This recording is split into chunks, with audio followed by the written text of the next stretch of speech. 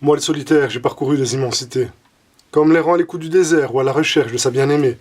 Et aujourd'hui, les discussions m'ennuient, je suis enivré de théorie. De textes et de slam empreintes poésie, c'est derrière une feuille que je me réfugie.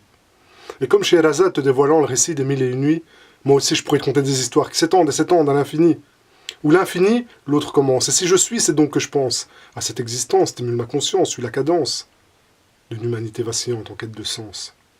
Contemplatif comme un derviche, je me fiche de ce que l'on pense de moi. Je m'affiche sans complexe, sans émoi. Pas triche, je participe au débat d'idées qui secouent ma société sur pas mal de sujets.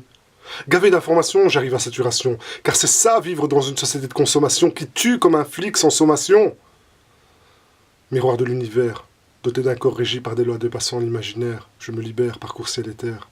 Et comme une goutte d'eau dans la mer, l'homme vu d'en haut n'est que grain de poussière. Se confondant dans la masse, pourtant entre deux différences de races, querelle incessante pour des raisons insignifiantes, j'essaie de comprendre la raison évidente qui mène à la haine, car je me dis que cela en vaut la peine. Regard figé, par les tranchées de mes idées, une toile est tissée, une énigme à déchiffrer, des lettres ordonnées pour te faire connaître la destinée de nos ancêtres.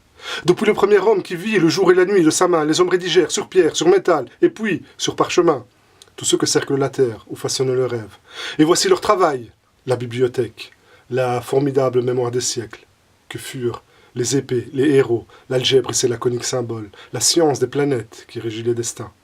L'univers est un livre, le livre un univers, et entre les deux, moi, modeste bibliothécaire, je me place en intermédiaire.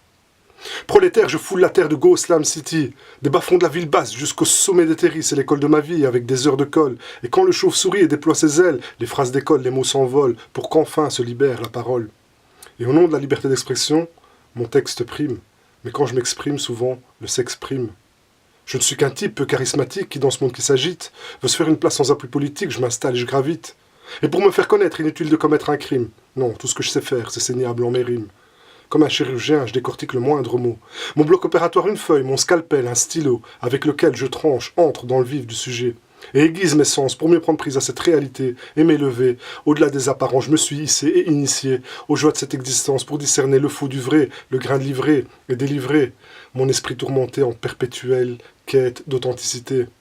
Et dans ma Batcave, les lettres je les gratte grave, le danger qui guette je brave, l'honneur du slam je lave, à Go Slam City, une ville qui compte 204 000 âmes, mais un seul chauve-souris.